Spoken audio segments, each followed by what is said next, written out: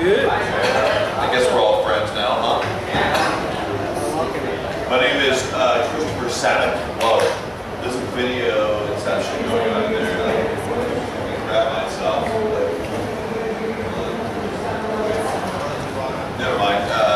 Technology, that's what I deal with. That's why I'm so fascinated by this. It's happening up there. My name is Chris Sabat. I am a voice actor from Dallas, Texas. I worked on this show called Dragon Ball Z. I don't know.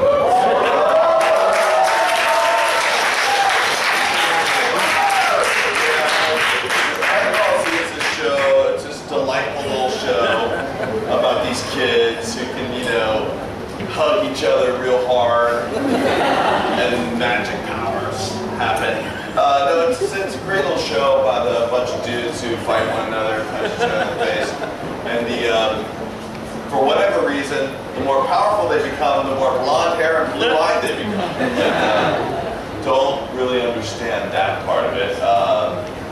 But yeah, so I played this guy named Vegeta.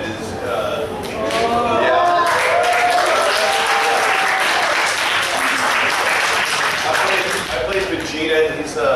He's got this short guy syndrome. He's always angry. So he's like, I hate Kakarot so much. And he had kind of a crappy childhood. Always, if it were up to Vegeta, because he's my favorite character in the series. I'm not a big Goku fan. Anyone a big Goku fan in here? That's okay. You can like Goku, but he sucks. And I don't know if it's because I played Vegeta that I think that Goku sucks that badly, or it just happened the other way around. It's a saying before the egg thing or something like that. But yeah, if it were up to Vegeta though, the show would have sucked because the show would have only been about 5 episodes long. And he would have showed up, he probably would have just killed Goku and it would have just been the end of it. Or if they had ever listened to him at any point, they probably would have had a lot more success. Like, I say we go in and destroy them, blow their faces off. No, let's be nice to them, says Goku. I like Vegeta's ideas a lot more than that. So I also played this guy named Piccolo. He's this low-pitched dude. He sounds like this. Piccolo sounds. He's like the deep voice character, and his main job in Dragon Ball Z is just basically to tell Gohan what to do all the time. He treats Gohan kind of like a dog. He's like, go, Gohan, do it, don't do it. Come here, Gohan, come on. Go, Gohan, go, stay. Gohan, stay, don't do it, do it. That's Piccolo's job in the show. I also played this guy named Yamcha. He's like this surfer guy that was really awesome in Dragon Ball. I don't know if any of you guys ever saw the earlier series called Dragon Ball. It's about when Goku was a kid. Yamcha was awesome in that, and by the end of Dragon Ball Z, he just becomes such a big puss. Like he's so useless in the series. It seems like he's just waiting around for Goku to die or something like that, in the hopes that he can date Chi-Chi or something. I don't know. I don't know if you remember at the end, because Goku's all sick with his heart virus, and he's just hanging out with Chi-Chi. He's like, hey, Chi-Chi, so is there anything I can do, Bulma's now with the most evil character in this show. That's cool. So yeah, I started with Funimation Productions, which is the company that dubbed Dragon Ball Z into English in 1998. It was crazy. They called me in and they said, hey Chris, we're having auditions for this show. It's a Japanese cartoon or something like that. And I was like, all right, I've seen Ghost in the Shell, I've seen Akira, I know what I'm talking about. So I went in, auditioned for it, and I got those roles.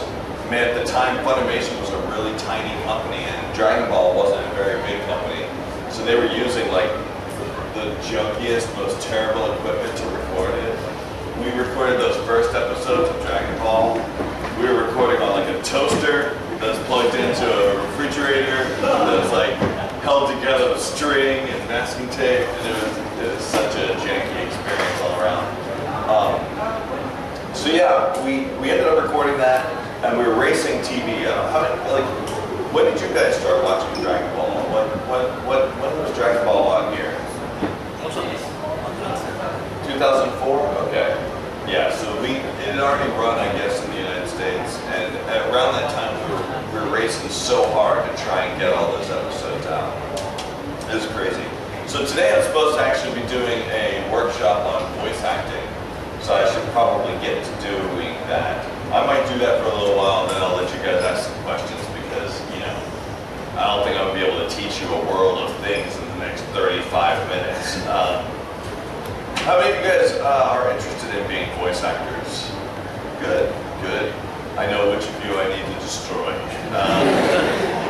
As long as you don't sound like me, I'm willing to help you in any way I can. But anyone with a deep voice, I'm afraid I can't help you. I can give you no advice. I would say, I just wouldn't try it. I just wouldn't do it. I'm just kidding. The thing I do the most of at my studio, by the way, I left Funimation, the people who made Dragon Ball Z. I left that company in 2004, right when it was, I guess, showed up here, to start my own company called Okratron 5000. We're based in Dallas, Texas, and we record voices, music, and sound effects for video games, mostly. We also do some anime. We're still working on Dragon Ball. Have you guys played Borderlands by any chance? Yeah. Our company is the company that does all the voices for Borderlands. We did all the voices for Borderlands 2. It's crazy. So, but what I do a lot of is dubbing, and I was going to kind of show you kind of the process that we do on a dub or a Japanese cartoon like Dragon Ball Z. What would happen, let me switch over to switch mission control over to this and see if this actually works. These work. All right, fantastic.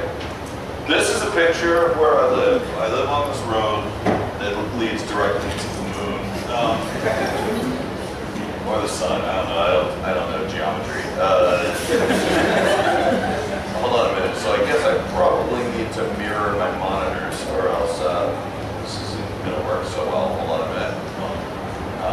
Unless you guys just want to stare at that for the next hour and think about it. Let's just think about it. Hold on. Let's arrange. Let's mirror the displays real quick and see what happens. Oh, blam. Oh, snap. We got something here. Okay, cool. All right, so, wow, we've got all this room. It's fantastic. So what we have on the screen here, so you guys can see here, what we get from Japan is basically this. We'll show you that and solo this.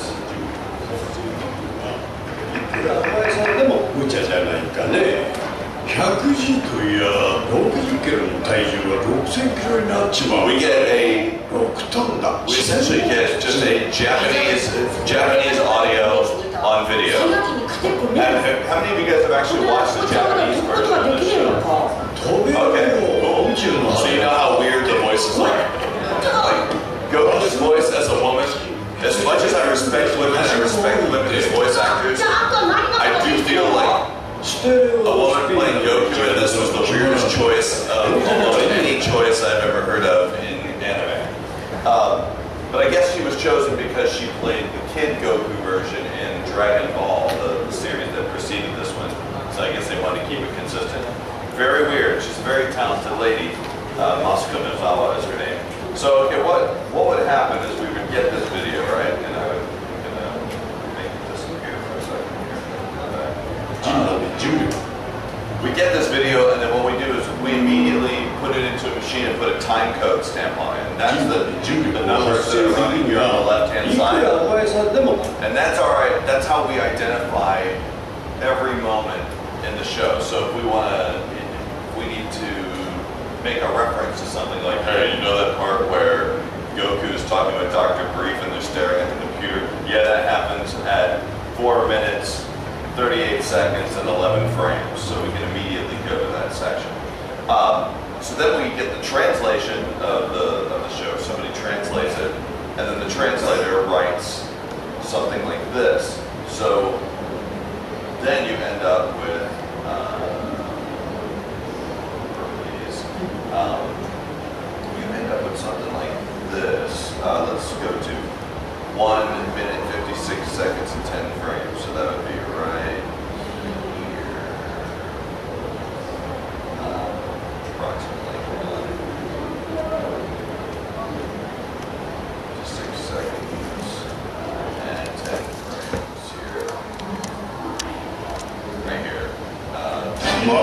ドラゴンボール Okay, so look at the script over here. Maybe I can zoom in or something.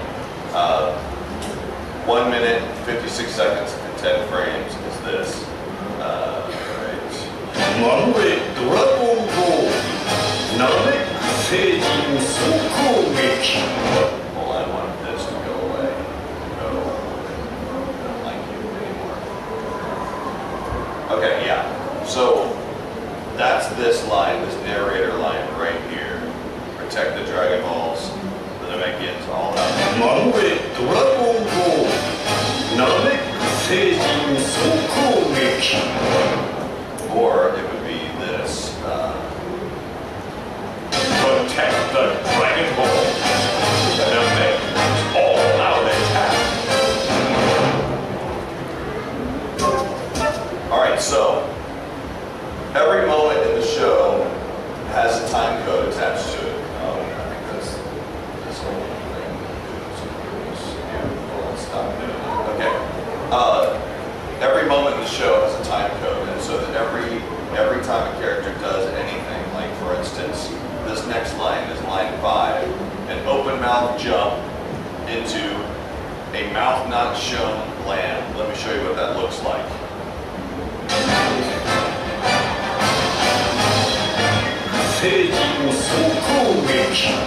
Okay, here it comes. So it happens in 10 seconds. 8, 9, into a mouth not shown land. And so a mouth not shown means the character's on the screen, but you don't see his face or his mouth. So that's great for an actor because that means you don't have to like follow what the character's doing. So that would sound a little something like this. Protect the Dragon the Namekians